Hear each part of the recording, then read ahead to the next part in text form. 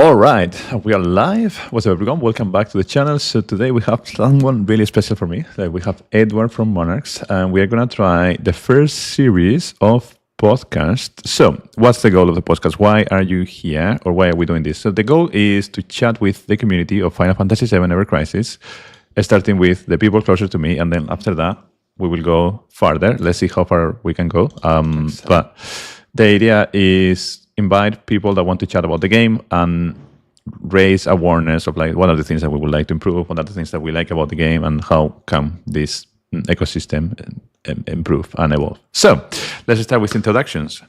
Edward, who are you? Like you said, my name is Edward. I'm from Greece. Play games. I'm in my 40s and I play games for a lot of years now. I go by Penance in the Ever Crisis game, and usually most other games that I play. Um, well, pretty much that's about it. The rest is the details that you want to ask me, and I will indulge. Awesome. So let's start into like the big question. Why Final Fantasy VII Ever Crisis? Like, why are you playing this game that we love? Okay. First and foremost, because it was a Final Fantasy game. I play Final Fantasy since actually I started with Square as a company during the SNES era. I think the first game that I played was Secret of Mana from Square, and I really fell in love with it. And I like the fact that it was much more complex than a game like, for example, Zelda: Link to the Past, where I started those adventure games and RPGs. And I also was into D&D when I was in high school. And I remain to this day being a fan of RPG games. I play lots of tabletop games, not D&D, mostly Vampire or other World of Darkness games. But Square is, as it was, not as it is, we'll go there. Probably one of my favorite companies developing games, at least during that era. And the PS1 era is the one that I actually have more. If you ask me what I would consider definitive, that would be the 3 Final Fantasy games released on PS1. So, because Final Fantasy VII is one of the universes that I really, really love, and when I heard about this game, I don't play gacha games, so I had no But idea how they function, and I just started to play this, as the advertise would say, this being another possibility for a remake. that was going to be my next question about gacha game. And it's really interesting that you say that about World of Darkness and Vampire, because just here, I was reading the comic series by Seeley, Howard, and Howard. Like, it's really good graphics, and it's like a whole collection of like the Vampire series. I would love to chat more about comic maybe another day, but like, yeah, what a coincidence. I was so big into Dungeons and Dragons and tabletop games when I was younger. Yeah, I still play from time to time, and we actually mostly play from Discord, because most of the people that I used to play now they are in different countries because we kind of like spread. So, but we still maintain our game sessions every Amazing. now and then. So then you don't play other gacha games, but why would you say is that? I honestly don't like this monetization, because you end up. I'm a hardcore gamer. I don't like to play games halfway. And I'm one of those people that would have like 300 hours, 400 hours into each Final Fantasy game just to max everything out and grind it to oblivion. To do that on a gacha requires a fortune. So for me to enjoy it, I cannot enjoy it by having half builds. And because I really go into details, into mechanics, and want to discover everything that the game has to offer and have options and train with them, this monetization model is not for me. The second issue is that I don't like being tied up to a schedule that is made for people to log in multiple times a day just to log in, just to do dailies, just to do stuff that they don't ask you to play the game. They ask you to just check in. It's So similar. those things is the reason why this is gonna be my first and my last gacha game, most likely. Yeah, I understand where you're coming from. It's sometimes it feels like doing chores, and then it's not really gaming; it's doing chores. Sometimes it's doing chores with friends, which could be fun, but sometimes it's Yeah, just that's doing the fun chores part. alone. It's the only way you can enjoy it. So then, do you think you see yourself playing Final Fantasy VII Ever Crisis next year? 2025 is about to come. 2024 was a good year for many things, maybe bad for other things, but yeah. Do you think you will still be playing the game? Yeah, I'm running this train all the way until the game closes. At least that's the plan. Unless something, I don't know, uh, uh, if the game turns into being something else entirely, I might not. But in that case, as is right now, I don't see myself quitting. But why?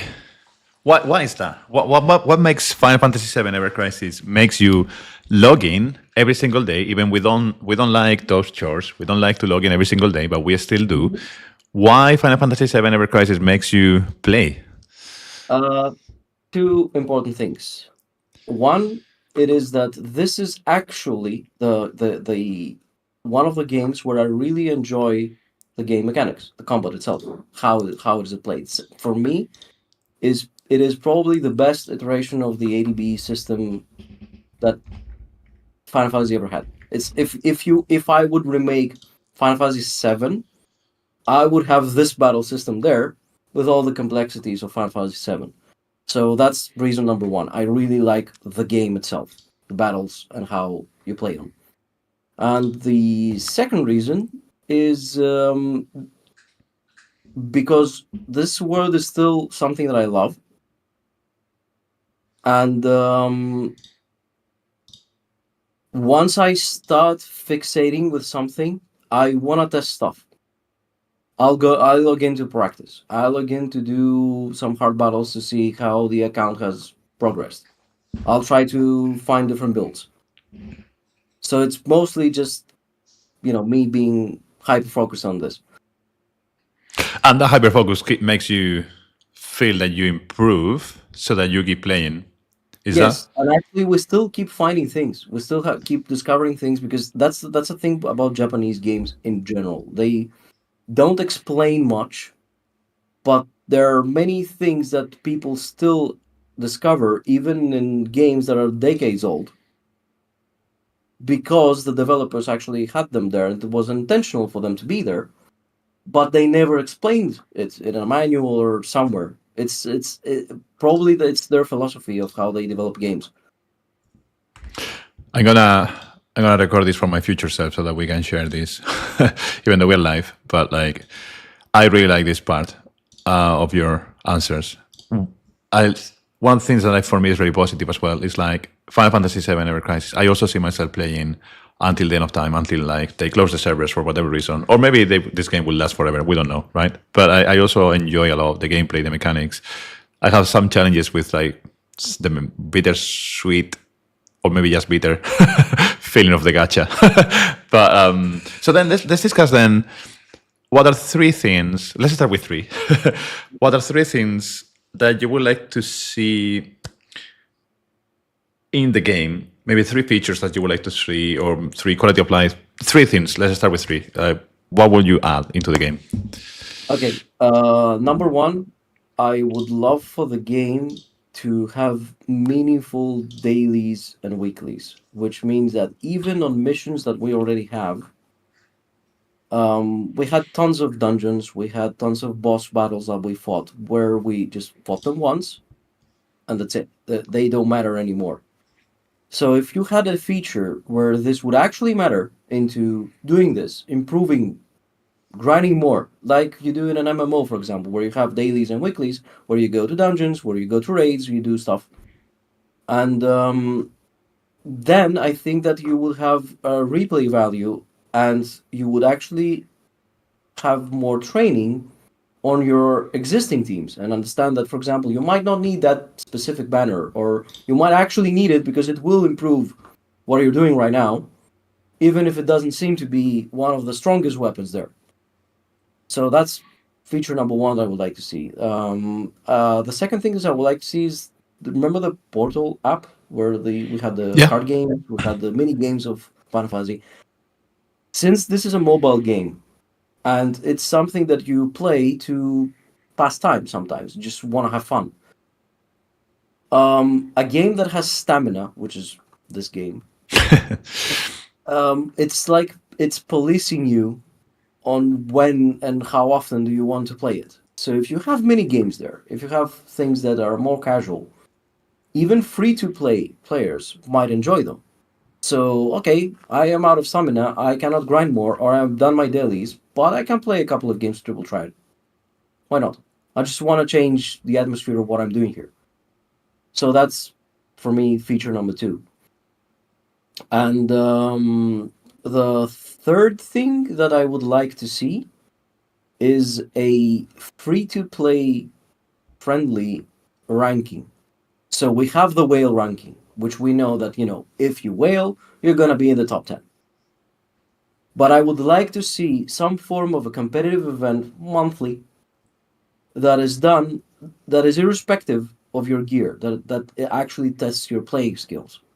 And I think this would attract people that cannot pay in the gacha model, but they still would support it one way or another. And this, I think, will also increase light spenders in the game, because they will have few things that they would probably like to spend in order to enjoy the game, since they're competing anyway. So let's do a recap. Number one, dungeons that are repeatable so that we can fight them over and over again and perhaps we get new rewards or something along Yeah, those lines. reward reset or something similar. Number two is more mini games, which I really like that you're saying that, because recently I was talking about how important will it be for the game to bring those kind of also casual activities, like a game of cards, chocobo races, whatever, you name it, like something to have fun while we are waiting for the stamina. Since they don't want to remove stamina, give us the ability to do something else, maybe play cards with friends or against the AI. That would be super cool. And then the last one is this competitive system for free-to-play players. But how do you see this working? Will you check against how much red crystals they have spent, or how do you think? It's easy. For example, we had the previous dungeon ranking, where we Yes. had the normal, the very hard, and the very hard. Mm-hmm. We would all be able to play the normal, even as free to play, and we would actually compete for how optimized was a run. Right, I see. You could go there with just red weapons. It doesn't matter if you have the OB10. The end result, because you cap on your damage, would be the same. So it's how you play it. So that's one way to do it. The second way to do it is that we have, for example, tons of free weapons that the game is now giving us, the farmable ones. If you make an event that restricts our gear into only the farmable weapons, Oh, I love that. then just farm them and play. I love So that. it's not difficult. It's like, for example, in card games, you have limited formats. You have formats that are all the cards are available for play, or just a small curated sample of them. So that's how you do it. How would you feel if they added predefined teams per event? So you cannot play with your own units and teams. You can just play with predefined teams. Let's say that you have 6 units and then you need to make the team by yourself, but then the team is already chosen. You cannot swap weapons. It's already predefined. Depends on the event. Actually, I like limited options in events, and I also love that in this game. That's something tying to the previous discussion about mechanics. Is that I love that Ever Crisis, every unit matters.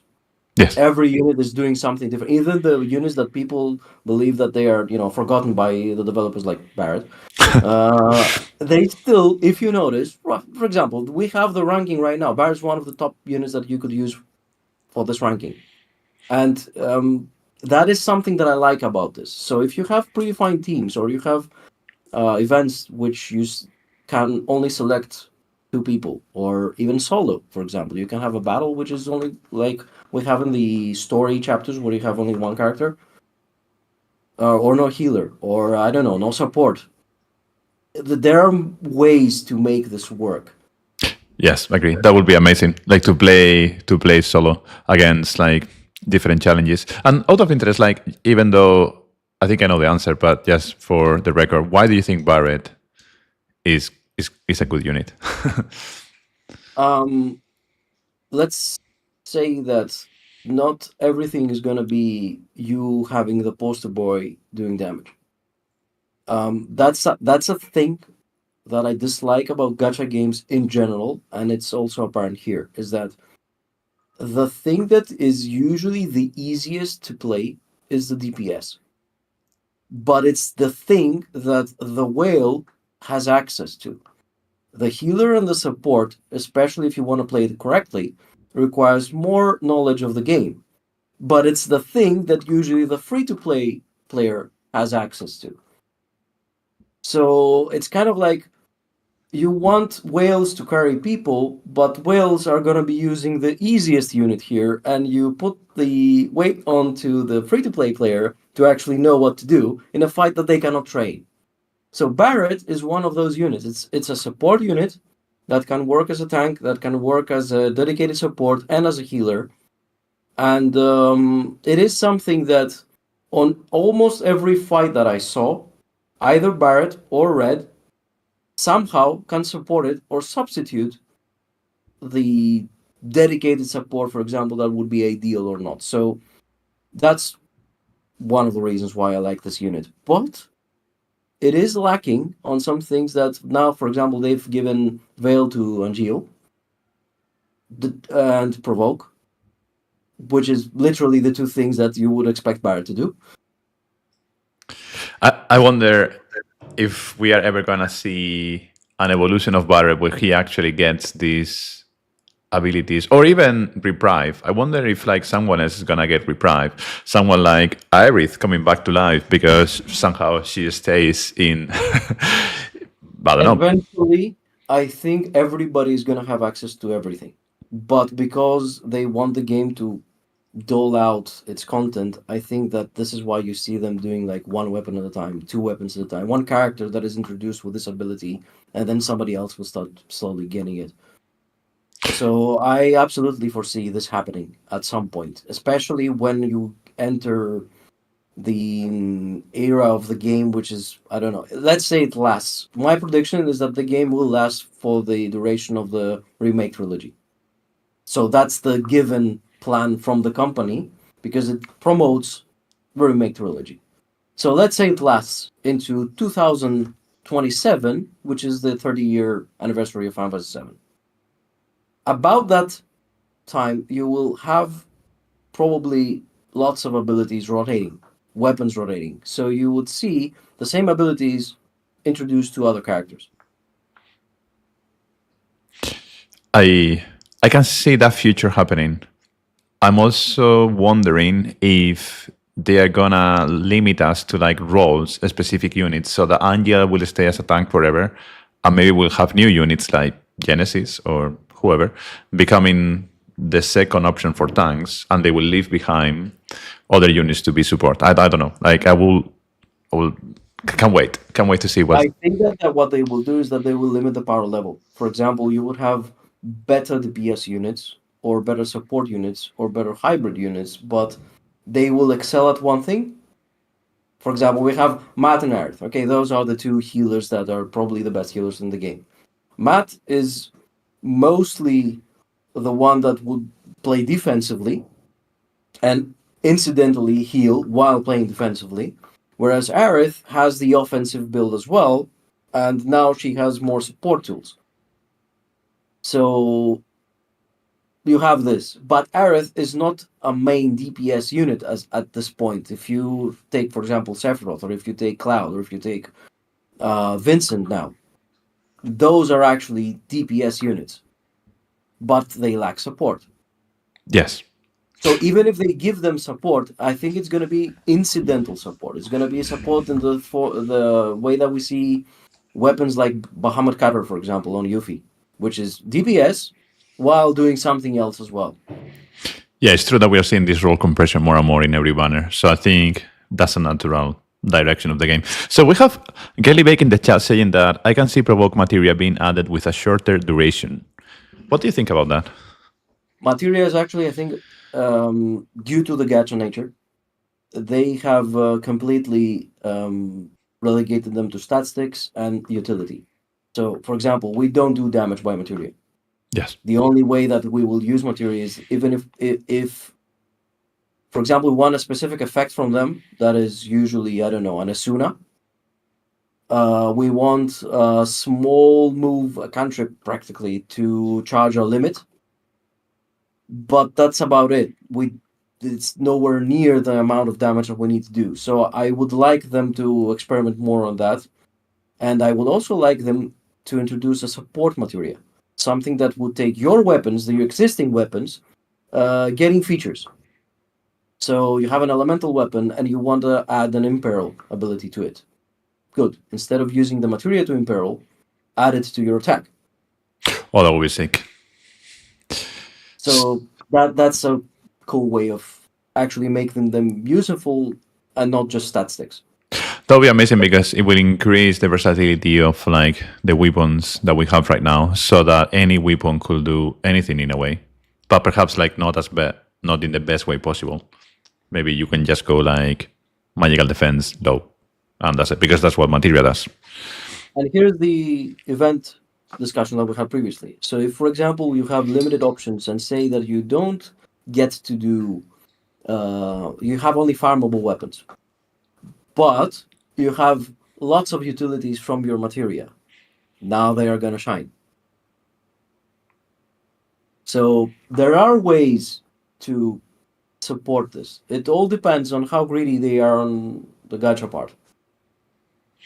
Absolutely. So that's very interesting. I would love to see that. Now that you said like limited events, maybe with just one unit, maybe just 2 units, maybe limited weapons, that will really be a fun way to challenge us and to play. It's still the same game, but make the whole thing feel way fresher, like way more new, fresh, exciting.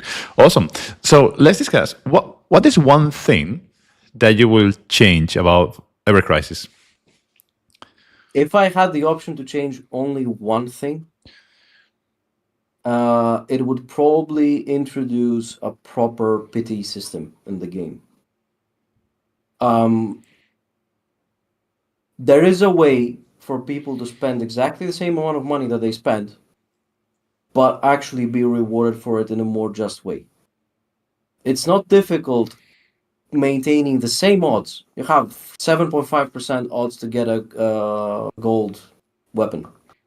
So once you're pulling 20 weapons, logically takes you're going to get one of them. So let's say you open a 10 pack of a weapon and you don't get a gold. So your pity would be that in the next one, you'll get a gold. It's part of the same odds of the game, but you now have the guarantee of getting it. So here's why this is interesting. Light spenders now will not hesitate because they will say that at least I'll get something out of it. Okay, I was unlucky in the first pull. I can do the second one and maybe even out this. Similarly, a whale that wants to complete something and is missing a compy, they will weigh more. And for limited event weapons, for example, you could do the same thing, but you could do it in a manner that, for example, that each time you get a gold, and it wasn't a limited weapon, the next time it is going to be a limited weapon regardless. So there are tweaks that you can do in the same system with the same odds that would not change them, but spread them evenly. So if I got that right, every 2 pulls of 20 or of 10, every 20, you will get like a guaranteed 5-star weapon. On average, if you didn't get on the first 10, right, you will get it on the second. This is still within the 7.5% of the odds of the game. Steps, another example. You have steps. You could get 5 1s in a row, or you could get a 5, a 3, and a 6. And this is why this is not a pity system, because the steps are the same for all of us. Yes. Just some are more lucky than others. So what you could do is like say that every time you get a 1, for each subsequent pull that you do, until you don't get a 1, you increase the odds by 5% of every other and decrease the odds for 1. So if you have 40% to get a 1 and the rest is 60% for everything else, that 40 becomes 35. Then it becomes 30. Then it becomes 25. Okay, now I got a 5. Reset. Again, 40% to get a 1. On average, what will happen is that you will have roughly the same amount of steps required, but it's going to be, again, spread more evenly. I think, yeah, I see where you're going. And I really like your idea. I think every 20 pulls, getting one guaranteed 5-star will, if anything, make people pull more because they know they can totally plan their investment and they can say, and they can look at their crystals, blue or red, or premium tickets, whatever, and they can say, well, I know 100% for sure that I can get to OB6, which is what I need for this thing or that thing. And I think that can only improve the whole ecosystem and the whole game, because then it's still lucky. You can get some random things, and maybe you can get even more 5-stars, but at least you get, let's say, 5 or 6. That would be fantastic, to be honest. Yeah, I really like that. Yeah, that's the thing. I don't want to. I'm trying to be realistic here. I don't want to interfere with their whatever budget plan that the company has in terms of who is going to whale and how much they're going to spend. What I'm trying to see is how can we optimize the same thing that is going to be better for everybody. If Konami manages to do that, I think that they can. I think they could if they wanted to. That's for sure. It's as easy as tweaking a few variables here and there. Well, they introduced now more guaranteed weapons in the anniversaries, limited banners, and so on and so forth, so they can do it. Yeah, but at the same time, they have upped the amount of them like 5 times more. So you Yes. get 5 banners per month now. So Absolutely. it's becoming, difficult to maintain. Let's touch on that. What do you think about this, like 5 banners per month? Do you think? Yeah, what do you think about that? It would work if the weapon tickets that we had actually would apply to them as well. The problematic part that they have is that right now weapon tickets are practically useless, because if you're free to play, you're choosing in a limited way anyway. You don't care about competing for top 10 ranking. So you try to get the generic things that you need either for the characters that you play or for the generic teams that can help you clear content. Weapon tickets are not going to cut it, because you will have 1, 2, whatever, because you're not spending. Now, let's go to the whale. The whale spends, so they might have more weapon tickets, like 5, 6, 7 weapon tickets that they have sitting there. But if I cannot spend them on the weapons that I need right now, because now's the ranking event, I don't care about getting the crappy Yuffie weapon 1 month from now, because we know it's crappy. We know that right now it's only good for this rejector boss, but it's a bad weapon. If I have it OB4 right now, but I need it OB6 now, and I get it OB6 in a month, I don't care about getting OB6. So that weapon ticket is not working. So if you have 1 banner, you can manage to spend on it and do stuff. But if you have 5 banners, then the weapon tickets need to start being, applied there as well. What if they introduce a premium weapon voucher that you can only use in banners, and it costs something on the lines of like 5,000 red crystals, and it's just generic, so you can use it anytime? We already have a way more expensive than expected way to get, because we have many limited weapons coming in the game. Oh, that's another thing that I wanted to touch, and sorry for making this huge parentheses, is that limited is a thing that works only if it's actually limited. Absolutely. But what we have right now is that everything is limited. For example, we get gear once a year. Once you missed it, it's not there. You cannot get a voucher for it. You just wait for it and hope that it will rerun in a year. So that's already featured but limited. If we get weapons 1 month after we actually need them, if you notice, you can bench those weapons for months. For example, we had Cloud. Cloud got his ice weapon. We used it on one event, and we waited 4 months before we used it again because we benched Cloud altogether. Now, even if it's not limited and it's a feature banner, if I use it on one fight and then I don't use it again for 4 months, what does it matter if it's limited or not? They both are going to be relegated to statistics. Absolutely. So I don't get that limited approach if every battle is like, we will use this weapon now and then we will never use it again because the next weapon is going to come up and it's going to be used on the next battle. What do you think then about these like banners that are bringing us? For example, they just announced that Iris' eyes. That's a good idea. That's a good Okay. improvement. Nice. And actually, I would like this to be on every banner. I would like that when you get the thing for the weapon that you are chasing for or the gear that you are chasing for, allow me to change that step into anything that was previously available. I may not want the new weapon, but I may not have logged in this month for some reason because I was working, because we have life. Let me get the gear or the weapon that I missed previously there. It's going to be more difficult for me to get the new thing, but at least I will be able to get the one that I actually need.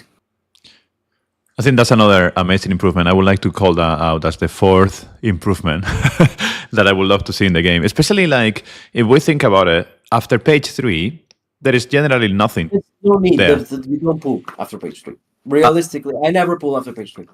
Yeah, I have to admit I have done it a few times. But It's gonna happen like when you're extremely unlucky and you miss one copy, and you know that, for example, you even if you get a purple, you have the parts to upgrade. Yeah, okay, pull. Exactly. But generally speaking, there's no need to pull after page 2. You need to be a compulsive gambler to do that. Yes. Which, okay, some people are, but is your business model really catered to only the 10 people that are compulsive gamblers? I think that's a very good question. And I think the challenge is going back to the gacha problem because there is no guaranteed weapon. Sometimes people have really bad lucks. And sometimes really bad luck makes you go into the third page or fourth page because you need the OB6 or OB10 at that given point in time for that given event.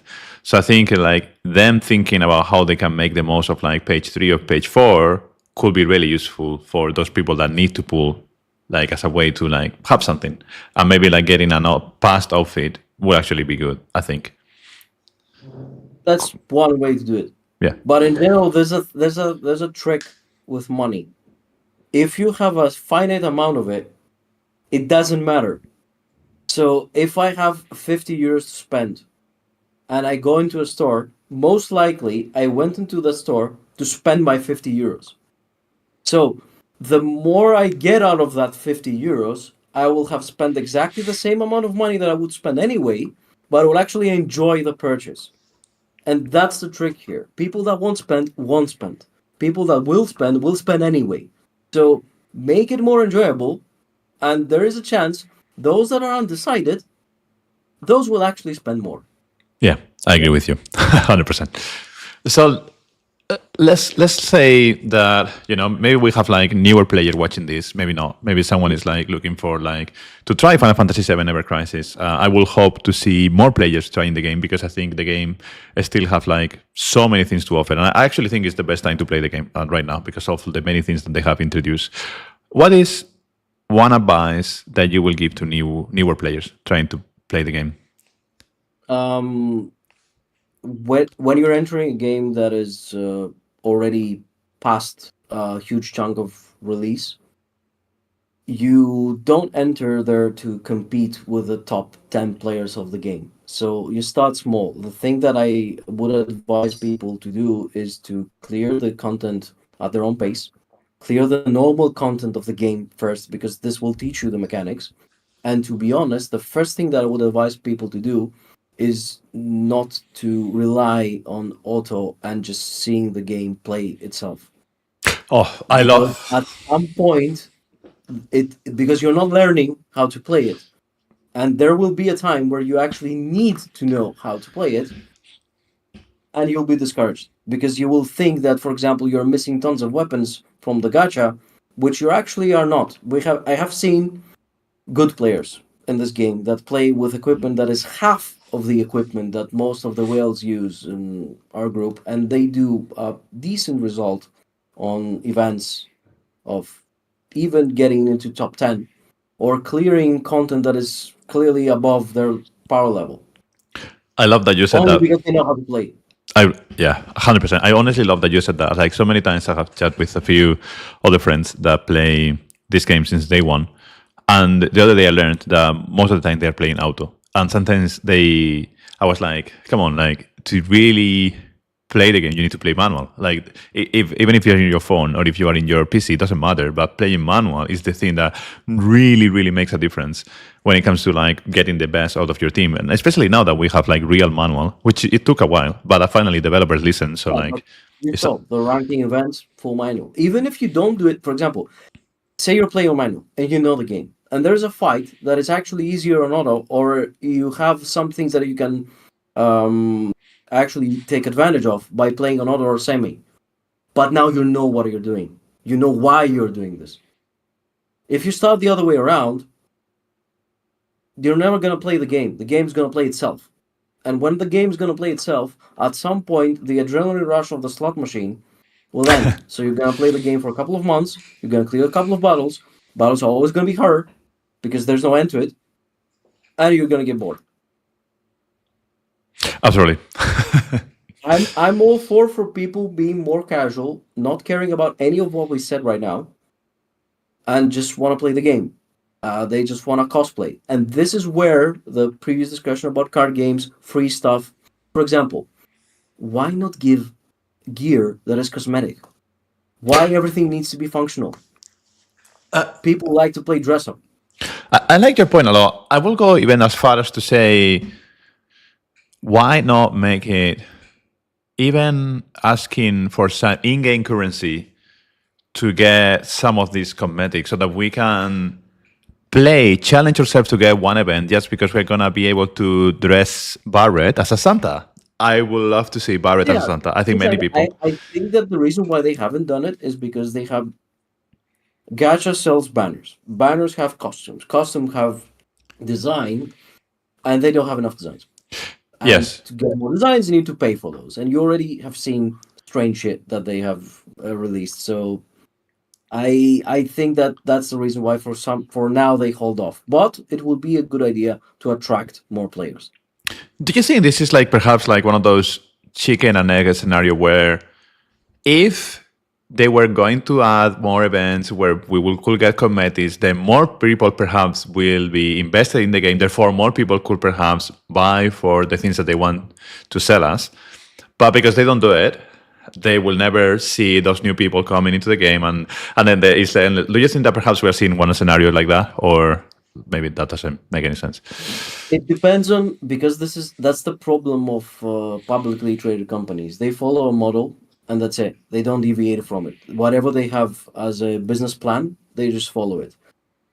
So somebody needs to explain that, there's another alternative, that this company is doing that or whatever. We have seen that many games that are established right now make money only from cosmetics. Absolutely. League of Legends was a game that is played for decades, and people buy cosmetics. Even if you don't buy it and you farm it, you have something to do. Say that this month I want to play the game, and I want a budget for the next one.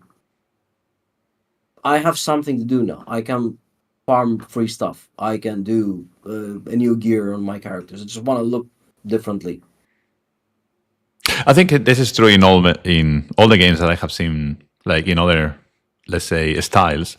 Call of Duty is one example, Fortnite, right? And so many other games, like they just have skins. Some schemes are a bit more pay to win than others because maybe they are like darker, so you cannot see them in corners, so then they will kill you before you see them. But other schemes are just like fun and quirky and silly, and like maybe you can play as a rabbit or you can play as like whatever. I think like there's a good question here in the chat, like, will you invest in something cosmetic instead of something useful? I think we are advocating for having both.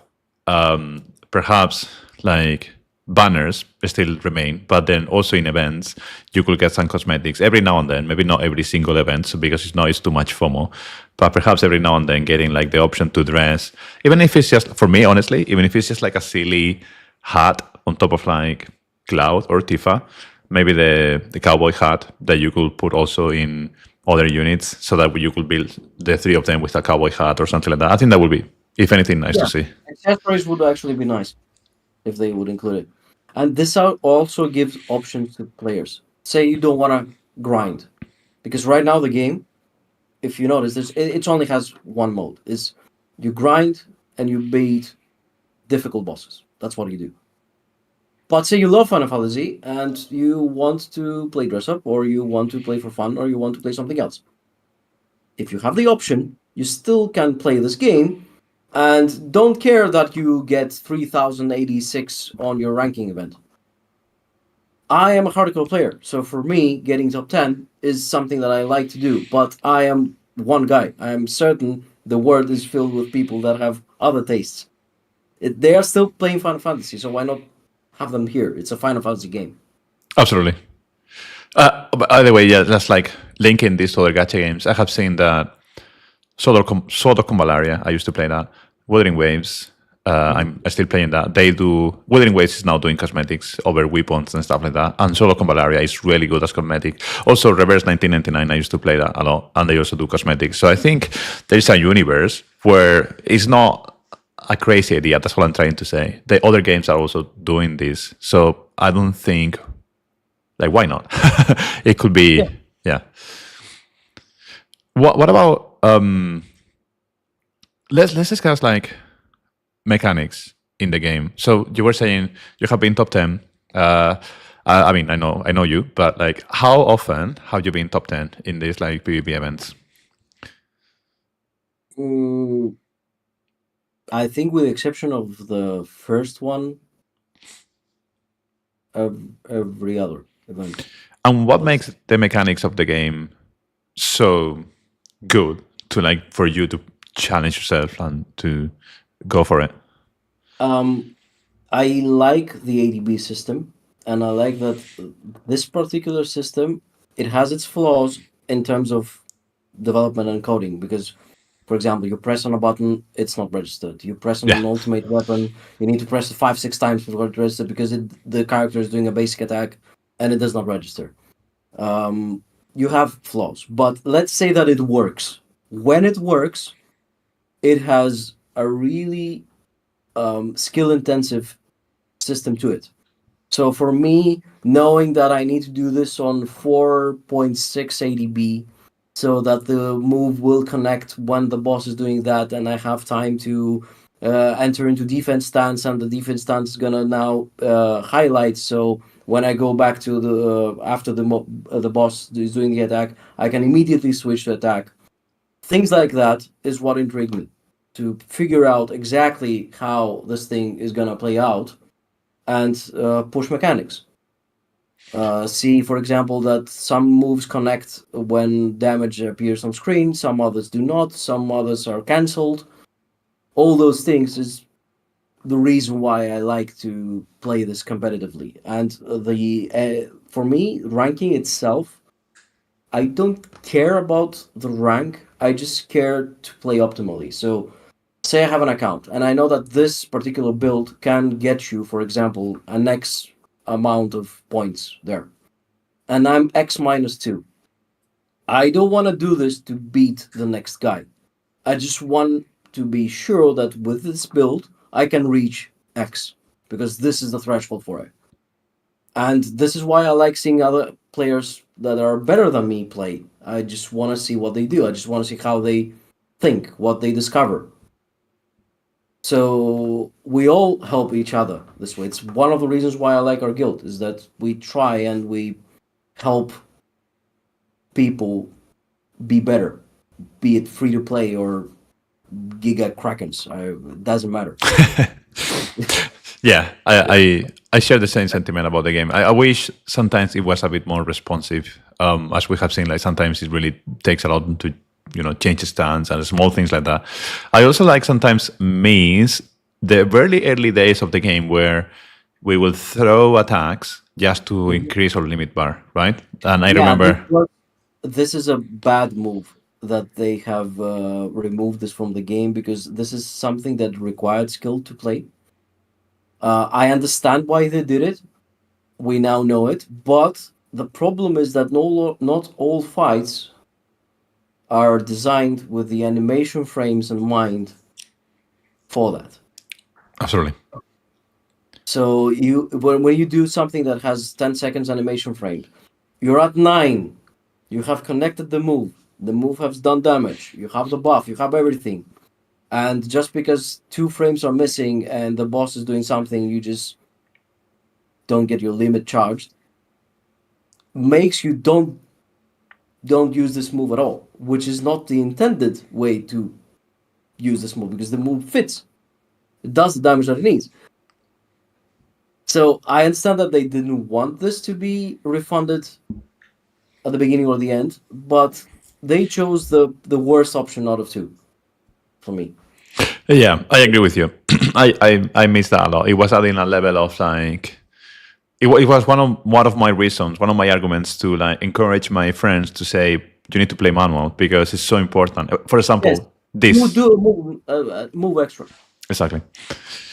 I can see some people in the chat saying that PvP battles, like Rex is saying, PvP battles are there to improve yourself, not to be people, which I think is like something that tells a lot about the maturity of this community. Like not only people here in the chat, but like in general, I think people that play Final Fantasy VII or this kind of like ARPGs are there because like they have played other games and we want to challenge ourselves, like to be a better team builders and better PvP players against ourselves first. Which perhaps if we go to other games, you wouldn't see that level of maturity. I come from fighting games, so for me, I don't expect the frame perfect precision that fighting games have because it's a different kind of mentality there. And there's pure PvP. 2 people enter, one is gonna win. Here's PvE, and the PvP element is not exactly PvP because we don't gain anything out of it. There's no tournament that we participate in. There's no prize money. There's nothing that we compete. Okay, I have a better score than you. Congrats. Those are gold materials. Do you think real PvP, like 1 versus 1 or 3 versus 3, will Not in work in gacha. this game? Not in gacha. It can work, but not in gacha because in gacha, or you can do it if you do it the way that I told you previously with restricting weapons. Which again is working against gacha. That's the problem with the gacha monetization is that it is not meant to be the hardcore competitive tool because everything that you want to use in order to promote skill is actually removing the element of paying money for it. Absolutely. So this is where cosmetics comes. That's why Riot had a great idea about that because they said, okay, if we have a competitive game and the competitive aspect is not affected by how much people are spending, but we monetize the cosmetic part, they're still gonna whale, but the PvP is not going to be affected. Absolutely. But this is not the way that at least this gacha is working, and from what I've seen, most gachas are not going that way. It's pay to win. So yes, if you're a better player amongst 2 Krakens, you're gonna be above that Kraken. But you still need to go into being a Kraken in order to be at the top tables all the time. Yeah.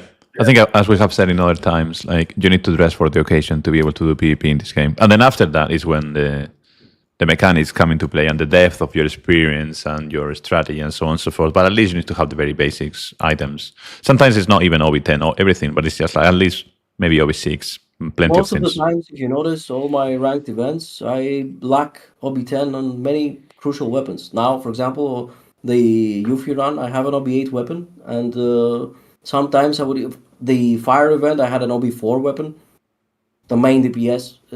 It happens. You cannot be lucky all the time. Unless they will improve the number of PT system. Yeah, I think we go back to I wish they could do that. So moving away from Ever Crisis, then let's talk about the Final Fantasy universe in general. Mhm. What is the best Final Fantasy that you have ever played, and why? It's very hard to tell you the best, but I can tell you the definitive for me. Like, for Wow. example, say that nobody ever played Final Fantasy at all. Doesn't Mhm. know what it is. Okay.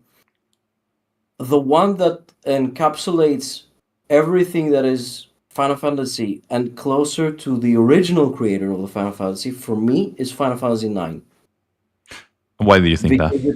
Because it has all the things that the old school Final Fantasy had with a modern take. It has the serious tone, it has the funny tone. The story itself has many times where it one ups itself and you just get things becoming darker and darker and like what's going on. Where it starts like a fairy tale. The mechanics themselves are very simple, so if you want to just stroll through the game, you can do it. But if you just stroll through the game without any grinding at all, because it's still an old school game, instead of playing normal mode, you're now playing Are You Nuts mode because everything is going to be stronger than you. So it has that element of the old JRPG games where you need to slightly grind above whatever is going to face. At the same time, the feel of the game has both the serious tone that the darker games like Final Fantasy VII, Final Fantasy X had, but it also mixes the lighthearted part of it. That's why I consider this the definitive one. Has everything. My favorite one now, in terms of what I enjoy as a universe, is Final Fantasy VII. And I have near and dear to my heart 8 and 10 because I like the universe, because I like how the character development, particularly on Final Fantasy VIII, is. But 8 is unfinished. 8, for example, if 8 was finished, I would probably consider this one to be better than Final Fantasy VII. But it is unfinished. Perhaps, for people that don't know, why do you think 8 is unfinished? It was a time where they literally were releasing games like 1 year or 2 years apart, one after the other, and they were really rushing things. And particularly 8 has a ton of world development that is given to you through text and random dialogues that is entirely optional. And the third arc of the game is rushed. It's rushed to the point that it's half finished. Do you, So then it's something that even some of the people that were involved in the development of the game back in the day also have admitted that 8 is, of all the projects that they have done, I think this is the one that they had the most cut content of it. do you think something similar happened to, what was the name? The one with Noctis and the car running Final a... 15. Yes. Final Fantasy 15 is, for me, an unpolished gem. Yes. It's the one that returns Final Fantasy to a concept of Final Fantasy. The story, for me, is very reminiscent of a Greek tragedy, and I actually really enjoy it. But in order to enjoy it, you need to watch the anime, you need to watch the movie, you need to read the novels, you need to play the DLCs. So it's not the game itself has like 40% of the content. You don't even know why on chapter 2, you don't even know why you're doing what you're doing because whatever happened in the movie. Uh, And that but the whole thing, say it was finished, it would actually have been a really great game. So I enjoyed that one. I just see the development help. yeah, I had a lot of fun. And I think the first, let's say, 4 hours, if I remember correctly, were absolutely perfect for me personally. Like, they were the best thing I ever played in any Final Fantasy. And I was so excited. And then after that, it fell flat, like absolutely flat. Like, there was no story. Like, some people were it was happening something to some characters, and it's like, but who is this person? Why do I care? There was no I was development, lucky. and only when you watch the anime, only when you play the DLCs and etc. So you need to do a lot of effort to really understand anything, and it's like, come on, like it shouldn't have been like that. So I think it I was was like, lucky. yeah, I was lucky because I played the game on my PC, and I hmm played after everything was released, oh, good one. and I had the walkthrough of what's the order of doing this in order to actually enjoy the story. So I straight in enjoyed it, but I understand that if somebody got the game on release date, Yeah, it was half the game there. you I know. remember I was really naive and I took holidays to play the game, and I was feeling so disappointed, like thinking, why am I doing this? Like this game is like, it's not even finished. Yeah, and then going back to like 9 versus 7, which one do you think had the best? Let's say a story for you. A story is a difficult one to say. Um, Seven has um, a very nice background to it. Hmm It's more developed in terms of how stuff works, why stuff works, what's the plan here, the philosophical plan behind that. But nine, for me, is actually tackling the same issues that seven tackle, but with a sense of levity in the beginning and with a sense of the old man telling you tales, sitting at the fireplace and explaining to you something out of experience. So the more I grow up, the more I enjoy nine. My edgy 17-year-old self when I played Final Fantasy VII was, you know, I I'm autistic, so for me seeing Cloud was really a relatable moment on how the character evolves. But I was young. It's a game that resonated with me when I was young. Nine is more and more becoming close to how I feel now that I'm getting older. I see what you mean. So I cannot exactly. It's apples and oranges for me, but it carries the same. It is apparent that both games have the same philosophical lessons Mm. and probably uh, are pondering the same questions. Yeah, I love your framing on this. I think for me personally, I will say 7/9, but I have to say when this question comes, sometimes the first one that you play has a lot of weight into your decision making process. At least for me. So for me, 7 was the first one that I played. But more than that, I think I liked it every time that I have seen new things. For example, Crisis Core I really like because of Zack. And that the extended universe helped me like Final Fantasy VII perhaps a bit more than 9. But I think 9 is a fantastic game. Like they both of them are like so good. And yeah, it's just personal choices, I think. So I will, yeah, I really like your take on this one. Speaking of, go for it. Sorry. I wanted to add here because you mentioned Crisis Core, and actually, I'm one of those people that don't like the expanded universe that much. All right, let's explore But that. I do like Zack's character a lot. He's the complete antithesis of what I would ever be in life.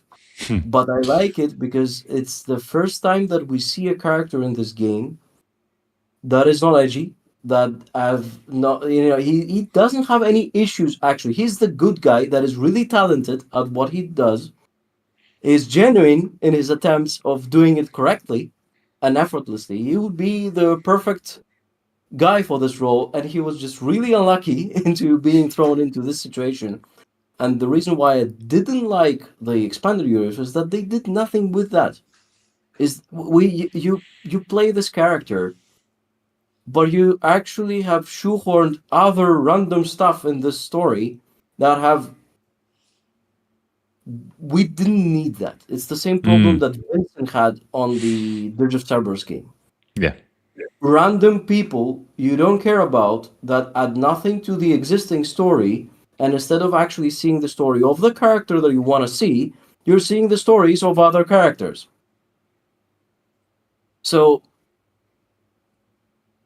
I get why they do it because it's easier to market it this way, but I want to play the story of Zack. I don't Yeah, want to play the story of two other dudes. that's a That's very fair point. I think the story direction was missing on some extra thinking about what they're trying to deliver, perhaps. I think they were It's the same standing. thing that happened with Star Wars and the expanded universe, is that everybody has their own version of things in their universe and the things that they like, and they want to expand upon it. And they just use the premise as an excuse to do something else. So it's like, I always wanted to do this character. Okay, where can we put him? Oh, I have a new game that we can put him there. Yeah, but that game's about this character. I don't care about Genesis. Do you care about a random guy that you have created for a story that isn't there? I have to say, I care about who he can become just because he looks badass. But Yeah, it's but that's the thing. We had that in the game already. yes, It's supposed to be Crisis Core. It's supposed to be something that you saw the end result. Now we want to see why it happened.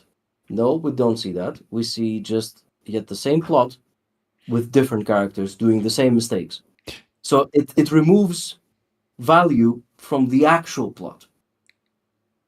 yes. So Titi is saying in the chat that I agree with this gentleman, that's you. The expanded universe doesn't really expand, but rather add completely new stuff that feels like it doesn't belong. I agree with that sentiment completely. I think it's almost like a lot of hype of what it could be, and then at the end you make the whole thing in your head, but it doesn't really happen. Like for example, Genesis, we think he's a cool dude, but we don't really know like how cool he is because we haven't seen much. It's in a way similar with Vincent. Vincent is all hype. Like even the character, even though it's my favorite, the character is like quite plain, but it's all about the hype of like how cool he could be. But we don't get much of his development. It's quite. Do you see where I'm going? Like there is not much depth there. But Vincent differs because he was actually part of the original game. Yes. So, say you have an air of mystery about a character that you haven't developed much. They were Yuffie and Vincent were the two optional characters of the game. And I understand that they would have the air of mystery behind them and they would have some small subplot or whatever. I believe that the Yuffie also was underdeveloped. For me, Yuffie is a character that was annoying and stays annoying. 100%. And this is the same thing that they did with Vincent. It's like they take one character trait. He's cool looking and he's brooding. Great. What else does he do? He's just cool looking and he's brooding. Yeah, okay, but what else does he do? And there is a written background about this character that he has this and that, where instead of working with that and taking this character and actually see him mature and change and become somebody else from the same character traits that he has, because he never had character traits, we don't develop them. We develop other characters. And this is why I don't like characters like Genesis, because you had those qualities on other characters as well. Genesis is like taking Sephiroth and Vincent and mashing them together and making them more edgy. But with no reason. Because that's it. Do you think, and we cannot know the answer, but what do you think they will expand on these units in the last part of the remake trilogy? Like, do you think we will see more of like Vincent or maybe Genesis? They will, and I think that they will go the conspiracy theory of everything is connected route, because this is something that fan service likes, actually, to be honest. People want to connect dots, even with characters that are seemingly unrelated. And because they know that, they do, especially now that you have 3 games, it's like you have 2 years to speculate. And as you speculate, they also pull things out of their asses into do that. It's not written. It's not something that they have already in mind as to how it's going to happen. They also theorycraft. And that the only reason why I dislike that is not because of the theory crafting itself, is because they remove agency from original characters. For example, Barrett. Barrett used to be the guy behind Avalanche. Mm-hmm. Now he's just a random dude. they removed everything that made this character being the character that grows into even outgrowing his own um, passion for revenge or whatever happened to him by creating an extremist group. And now he's just a guy in a cell of many other cells from an organization that somebody else actually created because we had other books or novels or whatever games that we want to tie in. Right. Yeah, I see where you're going. Do you think there is a reason why they are doing that? Yes, because it's something that is tying into social media and content creation, actually, to be honest. Because when you have many characters and you have lines that are not connecting, but they leave plot hooks, you can have this discussion weekly. You can have theory crafting for hours, for months of content of people discussing about it, which builds expectation and maintains relevancy while episodes are coming. So the more characters you have to connect dots with, the more people obsess about them. And also now you have fan theories and fan creations, and you take the most famous example of that would be from Star Wars, the character of Boba Fett. Mm-hmm. He was a guy. And we now have a whole lore behind that guy and a series of comics, a series of books, a series of whatever behind that thing because people just like that random dude. Mm-hmm. And this is why they do it. This is a trope that they did in comics as well. This is a trope that they did in many fantasy works in general because people like to when they see something that they enjoy because they look cool or because they have a good one liner or whatever, they try to expand on it. And it helps, but it takes away from your central story. If you want to do this, do it right. Two series that I've seen in my life that I actually enjoy is Battlestar Galactica, the remake that they did, and now Arcane. Love it. And the reason why I love them is because that's what they did. They have many characters, each with different points of view, but each of them grows, Mm-hmm. and each of them have something to say. Even if you don't agree with that point of view, Yeah. you can at least see that point of view. See why this character evolves into being that guy. And that's something that if you have 10 characters, you can do it. If you have 15 characters, it's becoming increasingly more difficult. If you have 100 characters, there's no point to it. They will be all just one trait characters. I agree with you, and I cannot recommend Arcane enough. I also love Galactica, but Arcane for me is such a masterpiece. Like, it's just so good.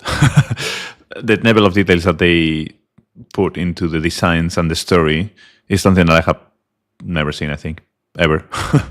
It's for me. It's probably something that is going to have the cultural impact of what Star Wars used to have once time passes. Yeah. It's written for younger people to actually, for example, the epics of the 80s and the 70s, they were mostly like the monomyth of black versus white.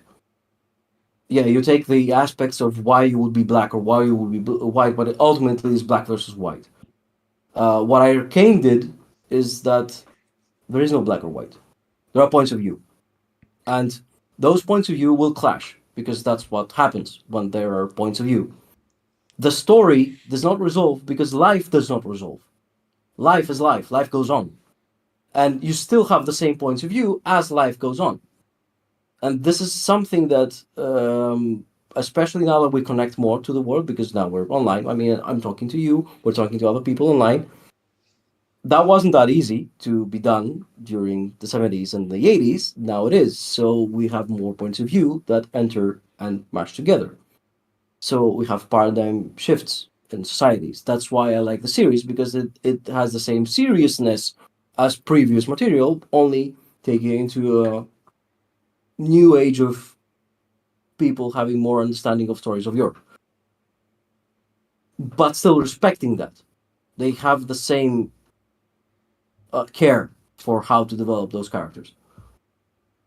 Absolutely. And I really like what TT is saying in the chat, which is says that Arcane also does the thing that you said. about leaving dots to connect and having fun, obsessed about it. And there's also like a lot of silence and details. Like I think Arcane is one of those shows where you can know.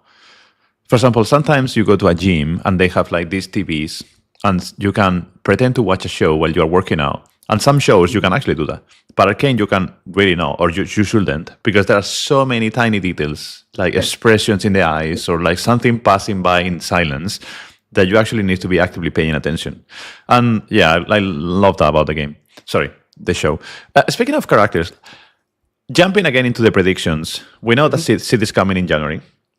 Which other units do you think will come in 2025? Normally, we have seen 3 in 2024, right? So we have seen Angel and Vincent, and I think Yuffie as well came this year. No, Kite Sid, right? Yeah, the cat. And Kite Cat, Sid, Vincent, and Angel. Angel, and now Sid. But Sid is 2025. So which other Yeah. which 3 units do you think are coming next year? I think they're building into getting another character into the story of Sephiroth. I don't know, probably the girl that we have seen in the story. So Yeah. they will most likely start introducing new people that we are going to somehow see in the remake part 3. I definitely see a character from the Crisis Core. Oh, Genesis or Well, I don't want to spoil the story because I played the story. So I think that there is a way to introduce a character there, right? even if this is supposedly to be one-man show with Zack being Zack. The same way that they could introduce characters in Final Fantasy VII, even they weren't in the Final Fantasy VII original playing roster. Yeah. And then I would actually love to see the introduction of characters that you would normally not be able to play. For example, I would like to have Rufus as a Oh, playing character. And the reason why is because as you progress the story of Final Fantasy VII, Rufus is active. He is also doing stuff. We see the cutscenes from the eye of the protagonist or the reader, but we don't see that part of the story taking place simultaneously from that point of view. So they could have developed that. Because Rufus also a combat character. He's doing stuff that we have seen in Advent Children and the remake now. That he's a boss. So you could do that. do you think it will be Joan Rufus then? This is more wishful thinking. I don't think until the main story ends, I don't think we'll have characters outside of that main story being introduced into those respective worlds. The only world that is going to have new people is the story of Sephiroth because it's a new story. So even if they introduce Genesis or whatever they are going to introduce in Crisis Core or other characters like, I don't know, another version of Angel or the character that I have in mind, it's always going to happen after the story finishes so that you have more things to play with. All the Turks can come into the game if they wanted to. I think I would love to see that. But the more characters you introduce, remember, it's more banners, it's more weapons. So there's a balance there. I think it's gonna be tricky to maintain, and it's something that actually worries me about the game. Like, how can they keep so many units alive, even in a half decent way? When we had like, in a way, maybe not too many units yet, but as soon as you add 2 more, it becomes like very difficult to maintain. Hybrid weapons. So roll There's no compression. reason for some weapons to be used only by one character. You Oh, could have that would be the way to actually make old weapons relevant the more you introduce characters. Because you can say that, okay, we have Murasame. Murasame is a katana. It's a sword. Many people are using swords in this universe of the characters you already have. There's no reason for this weapon to be only used by Cloud. So that's a good way to add longevity and actually add value to already existing equipment, and at the same time manage to bring more characters in the game while not overwhelming the player. So there are ways of tackling this. Yeah. I wonder. That's a really good take. I wonder what will happen. I think in the direction that they're taking, I think it's unlikely that we will see that. For now, things are going to be simple. They're going to finish the story. They're going to finish the story of Crisis Core. They're going to introduce Dirge of Cerberus because it was announced at some point when we had the announcement of the titles. And once everything is finishing, if the game goes on and they want to maintain the game because they have, I don't know, core audience that plays it or money that is made, then you will see all those things being introduced there to expand its life cycle. Oh my god! You also said it while you were answering. Tiso gave us $5, and he asked, "What do you think they will do about the cheaters?" So I think this question deserves a special spot here. It's something that is. Let me put it this way: the more if they wanted to eliminate the cheaters from the game, they could have done it day one. Mm-hmm. The game has a log. The game registers everything you do. And because this is a JRPG, we don't have positionals. Players are not moving in a 3D environment. What you have is an attack when it is pressed relative to time. What was your ATB? What was the damage that it did? So everything can be transcribed into a log. So everything that is not going according to the plan, it's either a glitch or a cheat. If they want to have a software that controls that, they could have. The same thing applies to third-party tools. But here comes the problem of money. Everything that you need to do to tackle cheaters requires extra resources. And it doesn't mean that your code is friendly to it, because you will start adding stuff to an already existing environment. Part of the reasons why you saw stupid fixes like the limit cancel, or now that we need to press 5 times to activate the ultimate weapon, is because they added things to a code that was already there. I was actually wondering why is that, and I thought it was my problem with lag, but now you're saying it's not. Okay. Because when the players are registering an attack, you cannot interrupt that attack with the ultimate. And I'm not talking about the command that you issue, but the basic attack that they do. So once they start the animation of a basic attack, even if you press the thing, it will not interrupt the basic attack. And it does not do anything because you have nothing queued. So it's a limitation of adding a weapon after the fact, adding a mechanic after the fact, where the code wasn't made for that. And that's the problem with how to you tackle cheaters. If you want to do it, you can, but you need to put resources into it. We already have lag, and the reason why we have lag is because we have a server that supposedly mirrors what we do. If you notice, every time we play on a ranked event, we have more delay than when we play on the normal solo things that we do.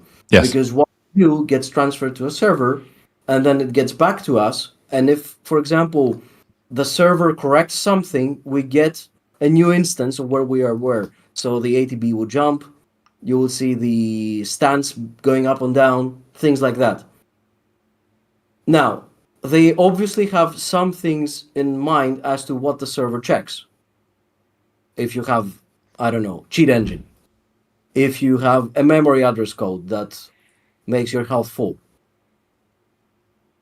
But I think this was done sloppily, and it was done to tackle the first wave of cheaters back then, where we had like stupid cheaters where you would see 100k worth of power day one, where people would have like 10. So yeah, okay. You tackled this. But the more we progress, I think that they need to do it because it's a gacha game, because people are paying money. But they won't. Because there's another problem. I will address it. We're live. most of the people interested in maintaining the top one tryhard status are paying customers. If they start banning them, they're gonna start banning their actual revenue. And a whale threatening to leave is a potential customer that is leaving. But the actual paying customer that you're gonna ban is leaving because you banned them. So greed will win. So, if I understood your point, basically, because they are heavily invested in the gacha system, their accounts are not free to play. Their accounts are really powerful, but they're also getting the upper hand of using some cheats. Therefore, it's quite unlikely that they will be banned because they bring a lot of revenue into the a lot of money into the company. I don't know if it will turn into revenue or profit or whatever, but and because of that, it's quite unlikely that they will do anything to fix the They cheater will, problem. they will most likely adjust for them by having the engine checking for things that now render the cheat obsolete, rather than actually banning the customer. It's the problem of pay to win. So, do you think the game will evolve Yes, rather than banning the players? yes. Because, for example, if they're using a cheat and they use it repeatedly and they already have, and like I said, the community is really small. It's not very difficult to track 15 different whales and see who is cheating. I mean, come on. It's not that you have like tens of thousands of people cheating, and there are specific individuals that would do that. So for them, they can see what is happening, so they can implement a system to simply this cheat not to be able to work. But banning, because I think that uh, it will hurt their actual end result of getting money. Will happen only if they see whales actually leaving the game due to cheaters being there. So this is going to be a reaction to a plan B, not a plan A. Plan A is going to be to simply quietly introduce a way for that cheat not to be able to function. Yeah, I see what you mean. Well, That's a thanks. realistic approach. Thanks a lot for the answer. I see what you mean. And thank you, Tito. Really, really appreciate you. Thank you for those $5. That was like a fantastic question. And I think I agree with you, Edward. I think it's unlikely that they will put the effort in development when developers are already quite expensive. And if they will do any effort, it's like, if anything, to make the game a bit more smooth and to make it easier for like new content to drop and perhaps for banners to drop and perhaps like more space for designers or whatever. You know what the easiest way to do it to eliminate cheating completely? Go on. Everything that is in top 10 or top 30 to have a replay. Everything that is registered, say you have your attempts for the highest score for ranking event. Okay, we can have a replay of that. Because the game engine can replicate the replay. It's not a video. It's a replay of what you played.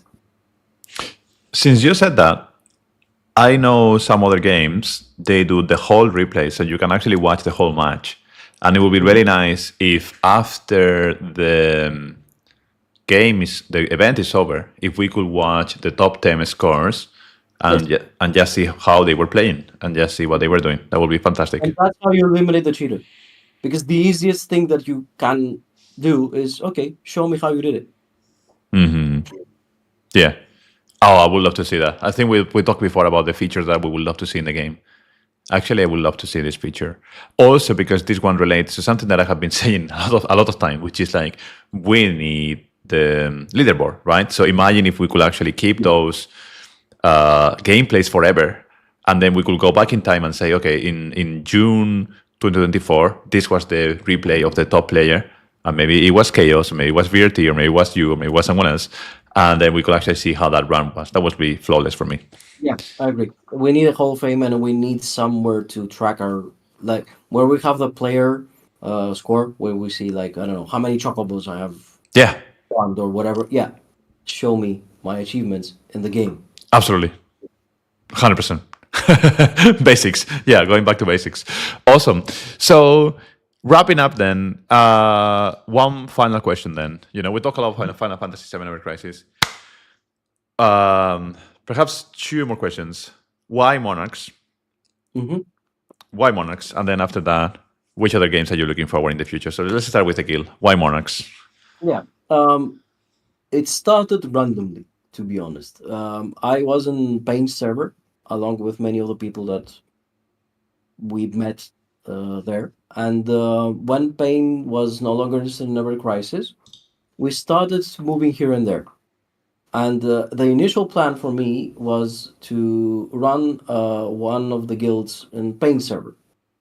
But because this plan wasn't exactly formulating and people were eager into, forming teams, I was asked to join Monarchs.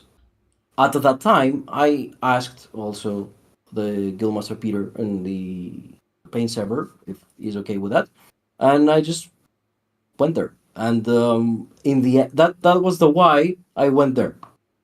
Now, the why I stayed there is because I actually met nice people. Plain and simple. I have fun with theory crafting with Chaos, with uh, the jokes that Tizo does, even if I don't understand all of them. I really enjoy the company of Lily and Carter. I like what we do here. Every member there, one way or another, we have good times. Even for random stuff. I mean, we were talking about food and my panini press. Those things ended up being something that's the reason why I stayed. And I also like the way that we strategize in Theorycraft. It works. It might not be the best. I'm certain there are more organized people out there somewhere. I'm not very organized, but I like how it's done. So I'm okay. I'm content. Love it. And yeah, I agree with what you're saying. Honestly, I have to say, for the record, if it wasn't because of Monarch, I would probably will have maybe not drop the game, but not be as interested as I am anymore. Because I think I agree completely with that. I think I found my people, and I like even if I'm not excited about this specific ranking event because of multiple reasons, but I'm really excited about the next guild battle and the next ranking event and the next things that are coming.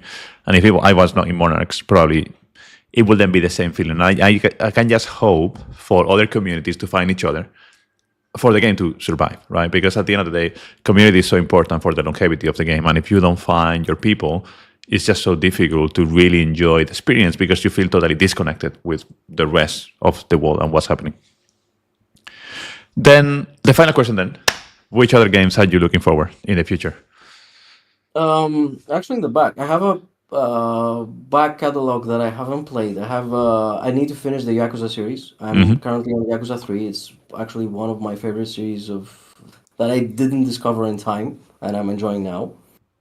I have all the Alan Wake and Control games that I want to play. I enjoy the kind of like abstract supernatural thing. It's Silent Hill 2, the original one, is probably one of my favorite games in general. I'm not looking forward to the remake, but, and the rest of it is mostly actually playing Yu-Gi-Oh, which is the other thing that I'm playing every day anyway. So I don't have any big games in mind. Rebirth, contrary to most people, I don't like the remake. For me, it's way too Hollywood for what Final Fantasy VII was. And actually, it goes against how the original creator wanted it to be the opposite of the Hollywood way. And I don't like this. I don't like the padding. I like the visuals. It's nice. But that's about it. I don't like the way that they have injected things into the story, so it's not something that I'm looking forward to. Very to finish the Yakuza series. Very interesting take. I cannot comment on the remake series. I haven't played. What I will say though, from the ones that you just mentioned, Alan Wake, verse 1, because I haven't played the 2. Alan Wake 1, I think is one of my top 5 games of all time. I just love those kind of the story for me is just so good. And that's the only thing I would say. I don't want to give you any more of my review. Okay. Once you finish it, we can talk about why for me it's so good. Sure. Awesome. Well, this is it for today. I really appreciate you having here today. Thank you for your time, Edward, and thank you for everyone watching. The podcast will be live forever until the end of time. But as I was saying at the beginning, this is all because I really care. We really care about Final Fantasy VII Ever Crisis. I want to grow the community. I want to grow the awareness about why this game is good. What are the things that this game could do to improve? And as if you like this type of content, please consider subscribe, like, comment. What do you think? Debate. And there will be more podcasts in the future. If you want to chat with me or with us in the podcast, let me know. I'm in Discord and also like in YouTube. You know where to find me. This is it. Any final thoughts? First of all, thank you for having me here. I really enjoyed it. I like the style of just having a discussion. And we'll keep up doing this, and we'll do this off camera and on camera. We're gonna have fun. I think that we're gonna be here next year discussing the same thing in a better way. Absolutely. And maybe the same topics. Awesome. Well, thank you for your time. Until next time. Cheers. Bye-bye. Bye-bye.